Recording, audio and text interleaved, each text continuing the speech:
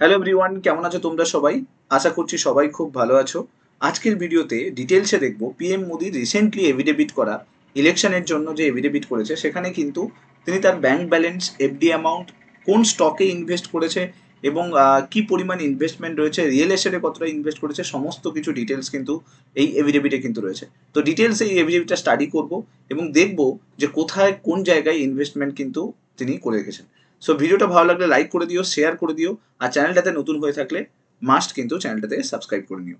না দেখো, টোটাল যদি আমরা দেখি এই মুহূর্তে দাঁড়িয়ে পিএম মোদির যদি টোটাল নেট ওর্থ দেখো তাহলে সেটা দাঁড়াচ্ছে প্রায় 3.07 করোড়, যেটা গত বছর মানে এর আগের যে ডিক্লারেশন ছিল সেখানে লাস্ট ইয়ারে যে ডিক্লারেশন ছিল সেখানে ছিল 2.85 করোড়, তো সেটা প্রায় 3.07 করোড় কিন্তু এখন এই মুহূর্তে রয়েছে। তো তিনি শুধুমাত্র এফডিতেই ইনভেস্ট করেনি, এর সঙ্গে সঙ্গে মিউচুয়াল ফান্ড বলো বা আদার্স যে ইনভেস্টমেন্টের যে জায়গাগুলো রয়েছে, যেরকম এলআইসি রয়েছে, তারপরে ন্যাশনাল সেভিং সার্টিফিকেট রয়েছে, এছাড়া আরো অন্যান্য জায়গায় কিন্তু অনেক ইনভেস্ট করে রেখেছে। তো ডিটেলসে দেখা যাক না, প্রথমে আমি আসি যে লাস্ট ইয়ারের তুলনায় এই ইয়ারে কিন্তু আমরা যে এভিডেভিটটা দেখতে পাচ্ছি সেখানে কিন্তু দেখতে পাচ্ছি যে পিএম মোদির কিন্তু নেট ওর্থের যে পরিমাণটা সেটা প্রায় বেড়ে 3.07 করোড় হয়েছে, যেটা গত বছরের তুলনায় প্রায় 22 লাখ কিন্তু বেশি। এবার তোমরা যদি দেখো, prime minister as a prime minister হিসেবে কিন্তু সেরকম কোনো স্যালারি কিন্তু প্রাইম মিনিস্টার ওন করে না। 17 ইয়ারের এই ওল্ড প্রাইম মিনিস্টার, যেটা বলা হচ্ছে যে ব্যাংক ব্যালেন্স এই মুহূর্তে রয়েছে প্রায় 1,52,480 টাকা। ঠিক আছে, কোটি নয়, সরি, 1,52,480 টাকা এই মুহূর্তে ব্যাংক ব্যালেন্স রয়েছে। আর ক্যাশ তিনি রেখেছেন প্রায় 36,900 টাকা, প্রায় 37,000 টাকার কাছাকাছি। মার্চ 31-এর আগে এভিডেভিট ফাইল হয়েছিল, তো ততদিন পর্যন্ত ক্যাশ কিন্তু এটাই ছিল। বেশিরভাগ যে তার যে ইনভেস্টমেন্টের যে পার্টটা সেটা কিন্তু ফিক্সড ডিপোজিটেই কিন্তু রয়েছে। তার একটা বড় অ্যামাউন্টের ফিক্সড ডিপোজিট রয়েছে স্টেট ব্যাংক অফ ইন্ডিয়াতে, যেটা গান্ধীনগরে রয়েছে। Gandhinagar branch state bank of India, ওখানে কিন্তু হিউজ পরিমাণ কিন্তু এফডি কিন্তু করা আছে।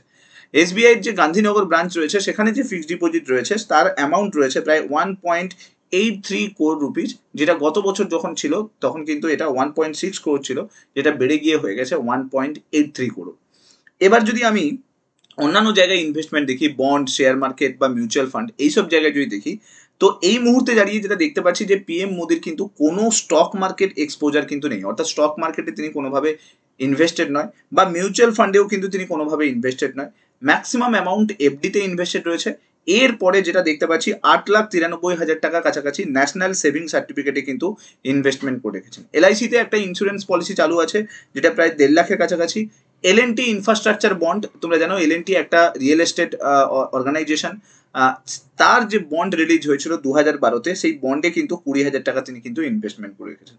তো এগুলো বাদ দিয়ে আমরা যদি রিয়েল এস্টেটে দেখি, রিয়েল এস্টেটেও কিন্তু অনেকটা ইনভেস্টমেন্ট কিন্তু আমরা পিএম মোদির কিন্তু দেখতে পাই। বাট পিএম মোদির নিজস্ব কোনো কিন্তু লোন বা কার লোন বা কোনো লায়াবিলিটি কিন্তু নেই, তার নিজস্ব কোনো পার্সোনাল ভেহিকেল নেই। তবে এই মুহূর্তে দাঁড়িয়ে যেটা পিএম মোদি যে কার্ডটা ওন করছে বা যে কার্ডটা ইউজ করছে সেটা প্রায় 30 crore রুপিস, যেটা ইন্ডিয়ান গভর্নমেন্টের তরফ থেকে কিন্তু দেওয়া হয়। এরপরে যদি দেখি গোল্ডে, যদি দেখি গোল্ডে 4টে গোল্ড রিংস দেওয়া আছে, এখানে আছে বলেছে, সেটা ভ্যালু হচ্ছে 1,48,000 টাকা কাছাকাছি। এবং একটা residential property, real estate property কিন্তু রয়েছে, যেটার ভ্যালু এই মুহূর্তে দাঁড়িয়ে 1.1 CR এর কাছাকাছি।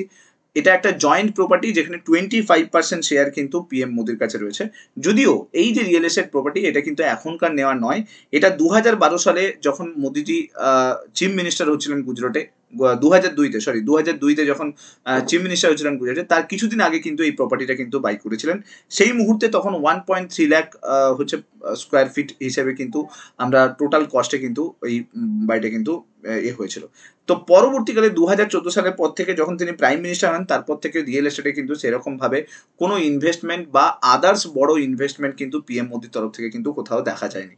তো বুঝতেই পারলে যে পিএম মোদি এই মুহূর্তে কোন কোন জায়গাতে ইনভেস্টেড রয়েছে। তো হিউজ অ্যামাউন্ট তো ইনভেস্টেড দেখতে পাচ্ছি না, বাট যতটা ইনভেস্টমেন্ট আছে ততটা কিন্তু হচ্ছে বেশিরভাগটাই কিন্তু রিয়েল এস্টেট, ফিক্সড ডিপোজিট, এইসব জায়গাতে কিন্তু ইনভেস্টেড রয়েছে। টোটাল ওয়ার্ল্ডের মধ্যে যদি আমরা পিএম মোদির এই মুহূর্তে ব্র্যান্ড ভ্যালু দেখি, ব্র্যান্ড ভ্যালু প্রায় 413 কোটি টাকার কাছাকাছি কিন্তু ব্র্যান্ড ভ্যালু রয়েছে। সেটা ডিজিটাল স্পেস বলো বা ব্র্যান্ড অন্যান্য জায়গাতে যে ব্র্যান্ড আসে, ব্র্যান্ডের যে ভ্যালু দেখতে পাই, সেই জায়গায় যদি দেখি পিএম মোদির কিন্তু এই মুহূর্তে ব্র্যান্ড ভ্যালু প্রায় 413 কোটি টাকার কাছাকাছি কিন্তু ব্র্যান্ড ভ্যালু রয়েছে। তো হোপফুলি তোমরা ভিডিওটার মাধ্যমে বুঝতে পারলে যে কি পরিমাণ টোটাল নেটওয়ার্থ পিএম মোদির কাছে রয়েছে। তবে টোটাল লাস্ট ইয়ারের থেকে 22 লাখ টাকা বেশি, প্রায় 3.07 করোড় কিন্তু এই মুহূর্তে কিন্তু নেটওয়ার্থ কিন্তু রয়েছে। সো আশা করছি ভিডিওটা ভালো লাগলো, ভিডিওটার মাধ্যমে অনেক কিছু জানতে পারলে। ভিডিওটা ভালো লাগলে লাইক করো, শেয়ার করো, আর চ্যানেলটাতে নতুন হয়ে থাকলে সাবস্ক্রাইব করো। Thank you so much. Next video তোমার সঙ্গে আবার দেখা হচ্ছে। Till then bye by.